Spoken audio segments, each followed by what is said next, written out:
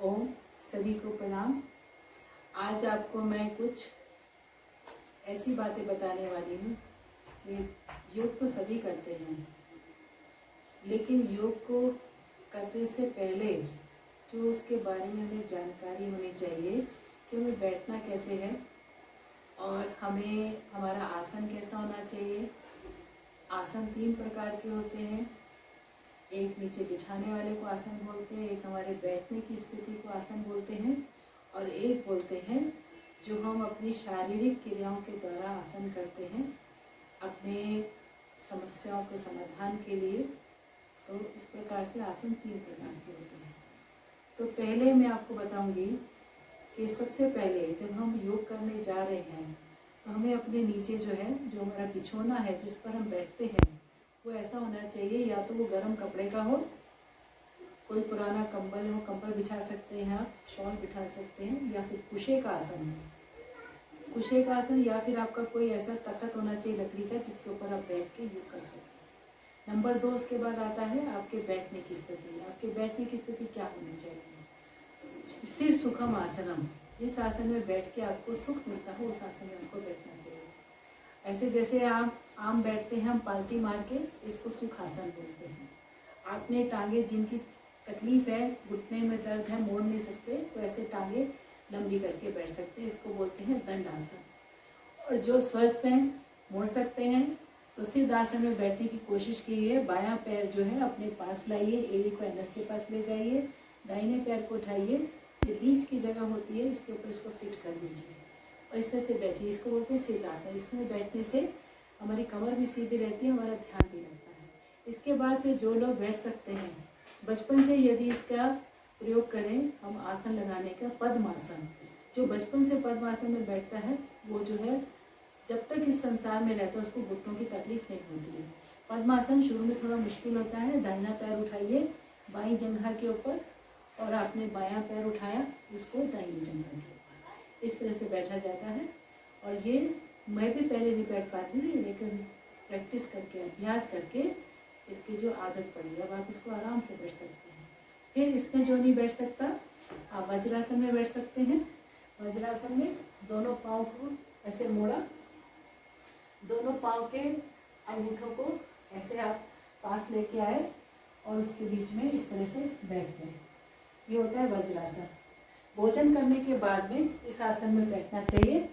इस आसन में बैठते हैं तो हमारा पाचन क्रिया अच्छे से काम करती है, क्योंकि हमारे शरीर में ब्लड होता है 6 से 7 लीटर, और वो ब्लड जो है जब हम वज्रासन में बैठ जाते हैं तो नीचे के हिस्से का 2 लीटर ब्लड जो है वो यही होता है। वो हमारे पाचन क्रिया को, भोजन को पचाने में और अधिक मदद करता है और हमारा पाचन क्रिया दुरुस्त हो जाती है। फिर उसके बाद में हमारे पास में हाथ है, पंचभौतिक शरीर है, 5 तत्वों से इसका निर्माण हुआ है। इन 5 तत्वों को हमारा हाथ जो है इसका प्रतिनिधित्व करता है। अंगूठा जो है ये अग्नि तत्व का प्रतिनिधित्व करता है। पहली उंगली इसको तर्जनी बोलते हैं, ये वायु तत्व का प्रतिनिधित्व करती है। बीच की मध्यमा ये आकाश तत्व का प्रतिनिधित्व करती है। उसके साथ वाली अनामिका जिसको रिंग फिंगर बोलते हैं पृथ्वी तत्व का प्रतिनिधित्व करती है। छोटी वाली कनिका ये जल तत्व का प्रतिनिधित्व करती है। ये भिन्न मुद्राएं बहुत प्रकार की हैं, लेकिन जो सिंपल मुद्राएं हैं, साधारण मुद्राएं जिसको हर कोई समझ सकता है, मैं सिर्फ आपको वही बताने जा रही हूँ। तो इसमें पहले अंगूठे को तर्जनी के अग्रभाग से, तर्जनी को अंगूठे के अग्रभाग से मिला देंगे। 3 उंगलियां शेष सीधी रहेंगी, इसे घुटने में रखेंगे।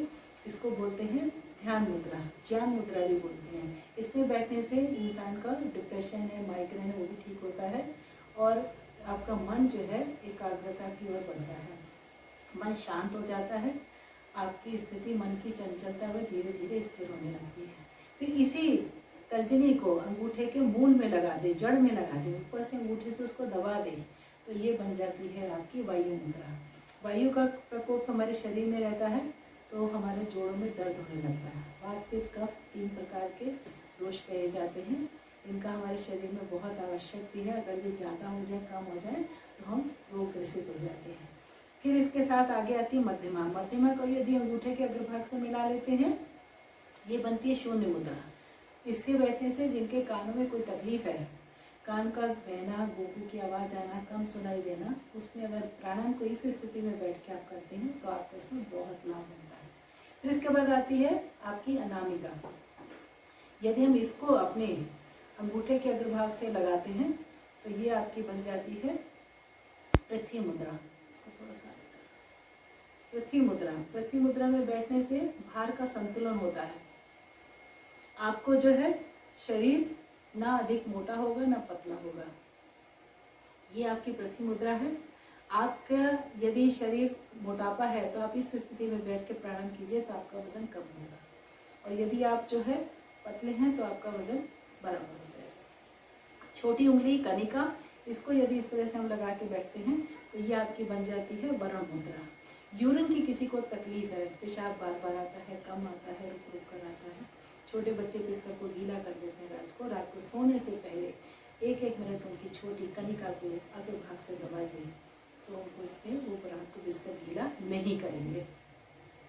इसी प्रकार से इससे आगे चलते हैं तो ये आखिरी कनिका और अनामिका 2 उंगलियां अंगूठे के अग्रभाग से मिला देंगे तो ये आपकी बच जाती है शक्ति मुद्रा।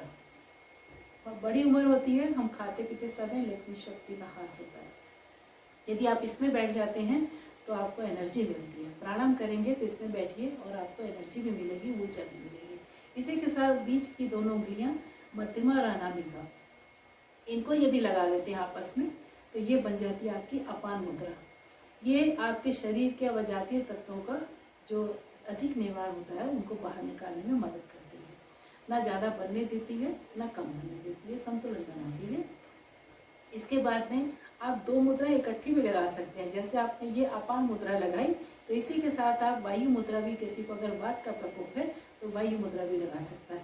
ये अपनी प्रथम तर्जनी को अंगूठे के मूल में लगा दिया और इस तरह से आपने ये अपान मुद्रा भी लगाई और साथ में आपने वायु मुद्रा भी लगाई। ये भी आप काम कर सकते हैं। और इसी में अगर आप अपने इसको प्रथम तर्जनी को अंगूठे के अग्रभाग से मिला देते हैं तो आपकी ध्यान मुद्रा, अपान मुद्रा दोनों मिल जाती है। तो ये आपके लिए मुद्राएं हैं। इसको आप जब भी आप प्राणायाम कीजिए इन मुद्राओं के हिसाब से आपको कैसे बैठना है वैसे आसन में बैठिए। बिछौना आपका कैसा होना चाहिए उसका ध्यान रखिए ताकि आपकी अर्थी ना हो। आप ऐसे बैठ के यदि आप प्राणायाम करेंगे तो आपको दुगना लाभ मिलेगा। आप सबका शरीर स्वस्थ रहेगा और आप स्वस्थ रहें, ये हमारी आपके लिए कामना है। ओम प्रणाम।